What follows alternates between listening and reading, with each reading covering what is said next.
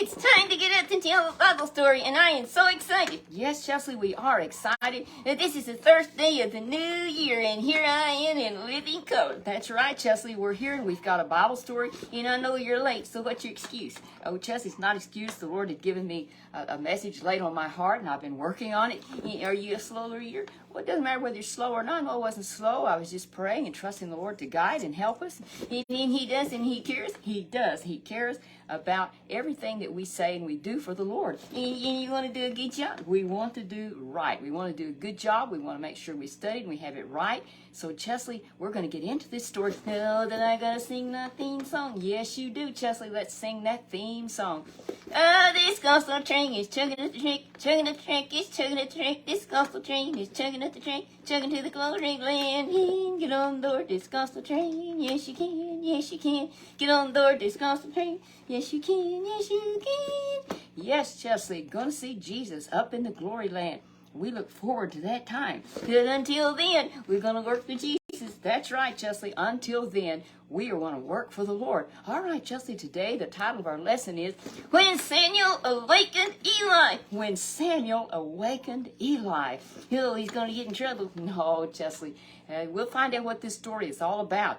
Oh, Chesley, we are so glad to have anyone that is going to be on today and then later on. Because you know what we do, go ahead and later on this afternoon, probably tonight sometime, we will put these on, go ahead and update, and not update, but regular, we're going to upload this and put it on YouTube and on Rumble and also on Twitter. Yeah, and you can see us here on Facebook and those other places just like that. And all of our other stories are out there, so we will know people to know they can go and find them there. But right now, let's talk about from 1 Samuel chapter 3.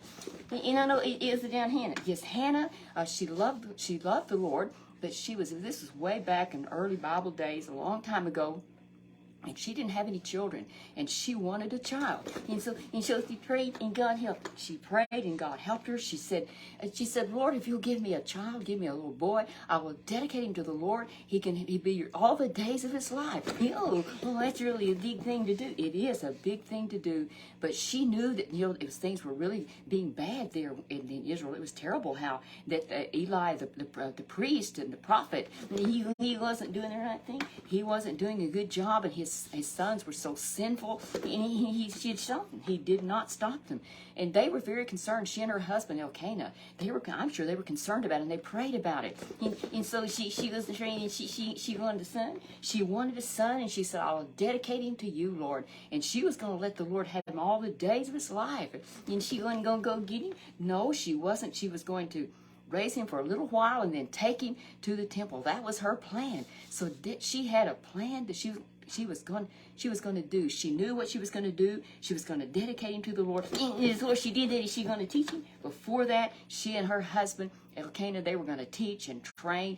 But when he was just a little boy, he was going to go to the temple. Well, anyway, Chesley, God heard her prayer, and He answered. And she's got a little baby boy. And then she changed her mind. No, she did not change her mind. Oh, she said, no, he's dedicated to the Lord. So that's what happened. And when he wasn't very old, they took him up and to the temple, and there, see, she had prayed and saw it gone. Oh, Aunt Tanya's watching. Aunt Tanya is watching, yes, right down there in Florida, and we thank her for watching. I wish I could see her again. Well, I don't know. Maybe she'll show up one of these days. The light's on at our house. That's right. The porch light's always on. Oh, yeah, she can stay here. Yeah, that's right. She can do that. Chesley, let's get back to her story. We're getting off track. But Chesley, we're going to get back on track. Well, she had prayed, and remember that that Eli, the priest, had seen her praying one day, and she was just moving her lips, and he thought she was drunk, and that's what he did. He thought she was drunk. She said, no, I have something that's really burdening on my heart, and I've been praying. And so he said, may the Lord grant what you've requested from the Lord. So here it is now, Chesley. Here comes the time, and she's bringing this baby, and he's a little boy now, and she said, I'm dedicating him to you. And so Eli said, what am I going to do with him? Oh, I don't think he said that. He might have thought it, but she said, for this child I pray, and I've dedicated him to the Lord. The Lord can use him all the days of his life. Oh, so she brought the little boy there. I think she cried when she went. She may have cried, but she knew this. She was going to keep her promise to the Lord. So that little boy began to do what Eli began to teach him and to train him. You know, I think what he did he get to keep the lamps lit? Yes, he had to make sure about the candles and that. But you know, Chesley, what as he grew and he did those things, he did the right things. I believe his mom and his dad, you know, I think they had trained him. They had taught him and trained him that he was to be obedient and he was to do what Eli told him to do. And that was a good thing that he did. And he did the right thing. He was just, I believe he was obedient. And I think he ran away, came back home. No, he did not run away and come back home. Chesley, he was so faithful. And one night, Chesley, here he was there in the presence. He stayed right in where he was sleeping, Chesley. It was near the Ark of God, represented the presence of God. No, and that was a special place. It was a special place. You know, Chesley, this whole building was dedicated to God, the service of God. And that's what, is that like the church house? That's like our church houses, Chesley. It's dedicated to where we worship the Lord and we come together and we see each other. We hear the message preached like our pastor preached this morning. You know, it was a good one. I wish I could have been there. You told me that. I know it was a good one. And I'm glad that you do go sometime. You know the pastor loves you, and so you do get to go. Yeah, because he wants to hear good sermon. Oh, Chesley. Yes, anyway, you do get to do the missions deal sometimes. But right now, Chesley, now we're going to talk about Samuel. One night he'd lay down to sleep, and all of a sudden he heard a voice. Oh, he said there's a ghost in the house. No, it wasn't a ghost, but he heard this voice. He said, oh, this is Eli. He needs me. And he went running in. And he said, Eli, he said, Master, you call me? And he said, oh, I didn't call you.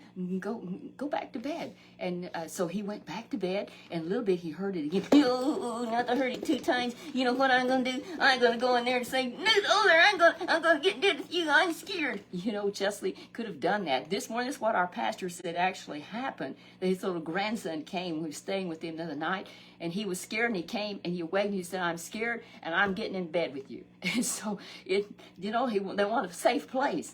Well, he didn't do that. Instead, when Eli told him, he said, you go back. Well, he went back. He heard the voice again. And now he goes, and he said, I didn't call you. And so the third time, I think that I didn't say, I know I'm getting out of this place. This place is haunted. It wasn't haunted. It was not. But there, I like Chesley that he was there in the presence of God. He was so close. He didn't run away. He didn't run outside. He was right there. It was a safe place. He was in the presence of God. And then, the third time when he heard it, he said, Master, he said, Eli, I know you did call me. Oh, he said, I tell you what, kids, you're here. And no, he didn't. You know what, Chesley? God actually used this little boy, Samuel, to awaken this man, Eli, the priest who had not really been walking close to God. And he is asleep. He is what we call spiritually asleep. He knew what he was supposed to do, but he didn't do it. And his sons were wicked. And he didn't stop them. He did not stop them. They were living wicked lives, so wicked, Chesley. 1 Samuel chapter 3 is where you'll read this story. And it's not just a story, it's a true story. It was awful what they were doing, and he didn't stop them. The Bible said that, and God was not pleased. And now what's going to happen? What's his kid going to do? He can't do anything. Chesley, he can, because he's been chosen by God. Remember, his mother has dedicated him. God is not pleased with what Eli has allowed, and God always has somebody that will step up. And so here it is. He's going to see Samuel, but I don't know how he's going to do it. Chesley, here's what happened. When he came the third time, and he says, Master, I know that you did call me. He recognized, finally, he had been spiritually asleep. That's right. And he said, he said, I tell you what, you go back to bed, and if you hear that voice again, you say, speak, Lord, for your servant hears. And then he knew that was God talking, and I didn't even know it. He didn't know it. And Eli was so spiritually dead that he was so spiritually asleep, he didn't even recognize it. But now he recognized God isn't talking to him anymore, that he's to that little kid, because he's open to receive from the Lord, and he's living such a good, clean, and pure life. And so he went back, and sure enough, he heard the voice again, and he said, speak, Lord, for your servant hears. Oh, he did. He said that, speak, Lord, for your servant hears. Oh, he heard the voice of God. He began to talk to him. God cared about that nation. He cared about, that's it, the whole nation he cared about. And here was this little boy. And you know what this tells me? What does it tell you? Is it God can use children? God can use children. So we need to be starting living for God at an early age. Chesley, when I was 8 years old is when the Lord spoke to my heart. Did you run somewhere and ask you another? No, Chesley, I knew I was sitting in a church service, and I knew when the invitation came to come accept Jesus, I'm telling you, I knew I wanted to live for Jesus. But here, let's get back to this story. And so now, as Samuel listens and the Lord tells him, he got some news for him. He's got some news, and it's not good news for Eli. He said Eli has not been faithful. He's not been true. And said his children, he's just let them live ungodly. They've done wicked things here in the temple. And he didn't stop them. He did not stop them. That's what God said. Now, he didn't tell Samuel that he had to tell Eli what he was telling him. But you know what? The next morning when Samuel went to Eli, like every morning, what he had to do, go in before him. He had to do all of his duties. Well, Samuel wanted to know, or rather, Eli wanted to know, son, now God spoke to you. What did he tell you? And he said, go ask him. No, Chesley, he did not. I think I would have been scared. He might have been scared, but he knew he'd heard from God. And Eli said, you've got to tell me. I'm telling you what. He said, if you don't tell me what bad things could happen to him. And so this young man, Samuel, I think he just made up something. No, he didn't just make up something. He said what God had told him to say. He said it. He told him what was going to happen because of their sinfulness. Oh, I tell you, Chesley, it did happen. But what I like, think about this. People say, well, you can't work. A child can't do anything for the Lord. Yes, they can.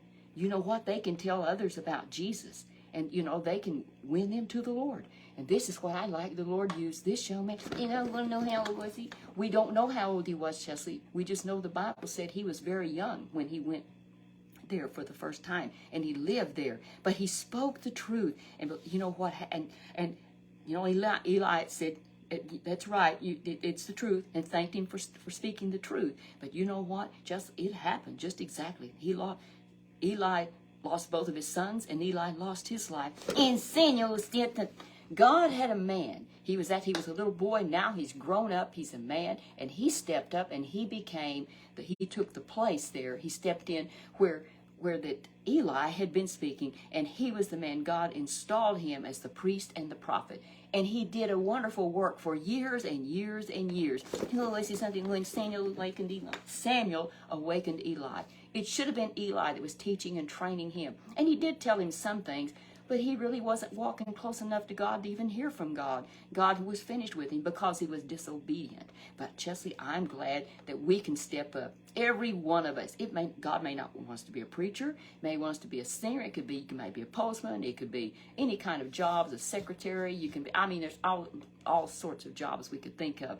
God has, and wherever we are, what are we doing? God can use you there. God can use us there. So may we remember that God has a work for each person to do. You say, well, all I am is, and whatever your job may be, I do housekeeping for others. But Chesley, that's a good job. You're keeping things clean while you can be spiritual. You can be ministering, and you can be, doing a good job is a good example. That is good.